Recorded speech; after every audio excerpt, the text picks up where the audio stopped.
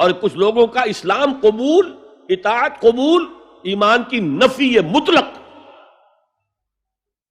لم تؤمنوا ولما يدخل الایمان فی قلوبکم. اسلام اور ایمان کو جب علیحدہ علیحدہ اس طرح کر دیا، نیچرلی اب ایک سوال پیدا ہوتا ہے کہ پھر مومن کو ڈیفائن کیجئے. ہو is a momin? We want to be acknowledged as momins. کیا پری ریکویزٹس ہیں، کیا شرائط ہیں؟ اور یہ آیت اگلی اس اعتبار سے قرآن مجید کی اہم ترین آیت ہے. A comprehensive definition of who is a مومن، جس کو اصطلاح میں کہا جاتا ہے جامع و مانع تعریف. جامع اور مانع تعریف، کسی چیز کو ڈیفائن کریں اس طریقے سے کہ کوئی شے جو اس کے باہر ہے وہ اس میں داخل نہ ہو جائے، اور کوئی شے جو اس کا جز ہے باہر نہ رہ جائے. جامع بھی ہو، اس کے تمام اجزاء اس میں آ جائیں، اور مانع ہو کہ کوئی شے جو اس سے مناسبت نہ رکھتی ہو اس میں شامل نہ ہو سکے. جامع و مانع تعریف مومن کی وہ اس آیت میں، آیت نمبر 15. انما المؤمنون الذین آمنوا باللہ ورسولہ ثم لم یرتابوا.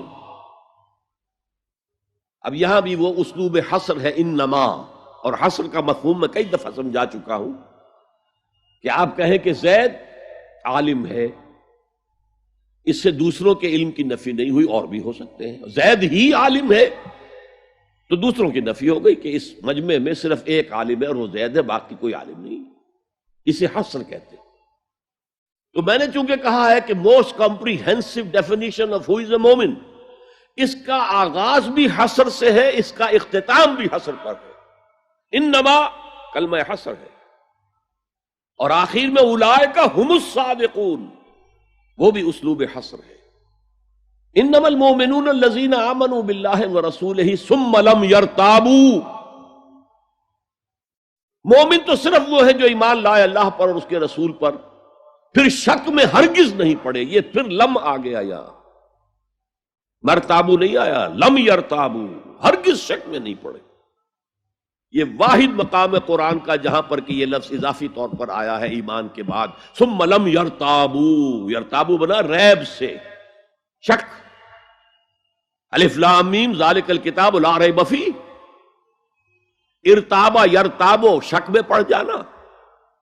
ثم لم یرتابو، پھر شک میں ہرگز نہیں پڑے.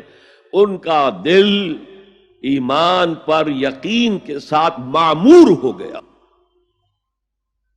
چنانچہ پازیٹو انداز میں یہی شان بیان ہوئی ہے صحابہ کی اکثریت کی اسی سورہ حجرات میں. فرمایا گیا صحابہ کرام سے وَلَٰكِنَّ اللَّهَ حَبَّبَ إِلَيْكُمُ الْإِيمَانَ وَزَيَّنَهُ فِي قُلُوبِكُمْ.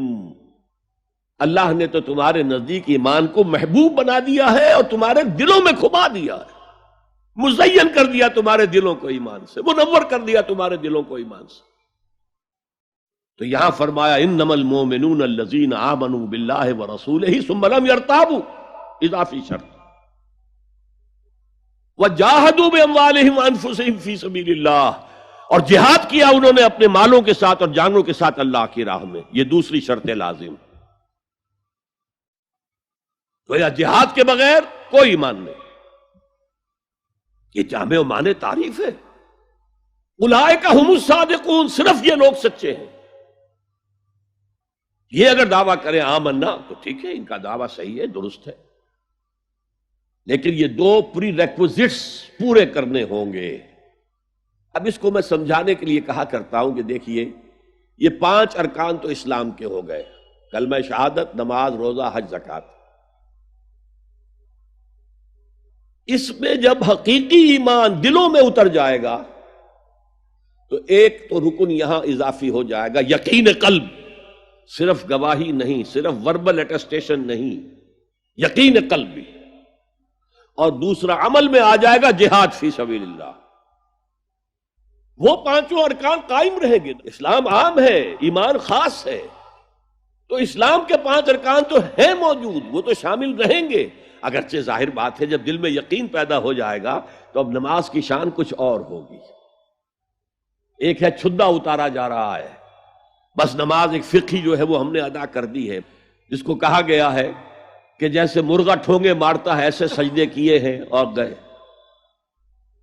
ایک نماز وہ ہوگی جسے حضور نے کہا الصلاۃ معراج المومنین، تو ایمان حقیقی کے ساتھ نماز کی شان کچھ اور ہوگی، اور ایک اس رسمی سے اسلام کے ساتھ نماز کی شان کچھ اور ہوگی۔ لیکن وہ 5 ارکان قائم رہیں گے، 2 کا اضافہ ہو جائے گا، شہادت کے بعد اس کے ساتھ یقین قلبی، اور ان 4 عبادات کے ساتھ جہاد فی سبیل اللہ۔